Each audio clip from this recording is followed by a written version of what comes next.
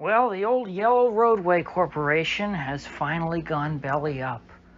I was surprised. I was going to talk about this anyway because in my personal, work, I do a lot of business with Yellow. We use them for most of our shipping.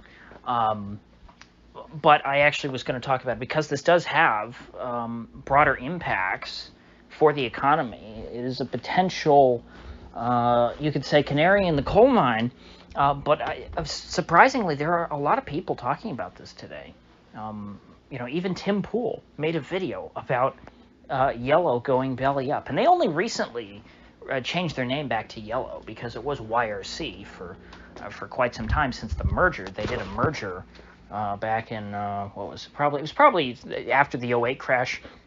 They merged Yellow and Roadway, which were, I remember seeing the Roadway trucks forever. I mean, you can still find old Roadway trucks, parked on the side of the road that got surplus. There were so many of them for so long that, their old equipment is just everywhere. It's scattered about because there have been Yellow trucks and Roadway trucks, and then, Yellow Roadway, and now just Yellow trucks on the road for over a century. For almost as long as there have been trucks, there have been Yellow and Roadway trucks. But now they're gone. They're over. They're kaputs. And so does this really mean anything for anyone other than the unfortunate 30,000 people who are now out of work? Not to mention the folks who worked there for decades and probably built up pensions and were working towards retirement that will likely never come if their funds were at all tied to the company. So setting aside the personal impact on their employees, their shareholders, and their creditors, what does this mean? Well, historically, when we are approaching a recession, you can start to see the early signs of a crash in transportation, in shipping, because businesses, when they start to do less business, they have to ship less goods, and so therefore, the shipping industry will see a steep decline in sales volume. And they'll also become less profitable because their trucks will be less full because they're not shipping as many goods, but they're still, running the same routes. And so maybe by the end of the day, the truck's only 3/4 or a half full. Then you have the same with UPS and FedEx, which they do this kind of shipping too. They do freight, but they also do the small packages that we're all familiar with. But UPS and FedEx, they're not on the verge of bankruptcy. Old Dominion's not, teetering on the edge, are they? AAA Cooper and, all the other trucking companies. Or are they? Is it perhaps that everyone is being hit now, and Yellow was just the first one to fall because they were the sick man of the shipping industry? It's not every day that the third largest shipping company in America, or the third largest trucking company, perhaps, depending on how you look at it. It's not every day that they just poof, go belly up and disappear. Sure, it could be that they were just excessively poorly managed, and that their management was so terrible for so long that they managed to drive a company which has been around for probably longer than anyone in this country has been alive. Could their leadership have just been so bad that they ran it into the ground? Yes, that's possible.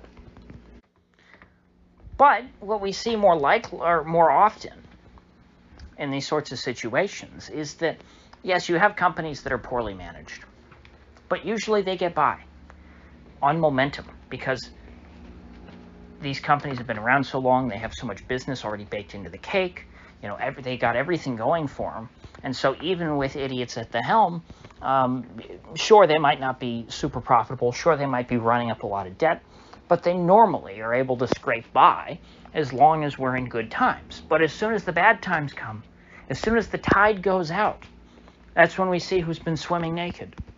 And so it's the worst companies that end up going bust first. And so everyone says, oh, that doesn't count because that was a bad company. They weren't doing well already. You can't say that there's any systemic problems just because that company went out of business.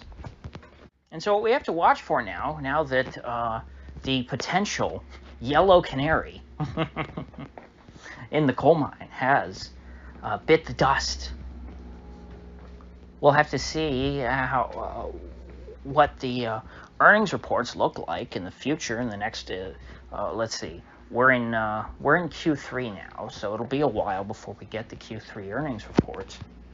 Maybe I should just go back and look at Q2 for the various shipping companies, see how they're doing, look at their stocks. You know, why do I think of these things while I'm recording and never before?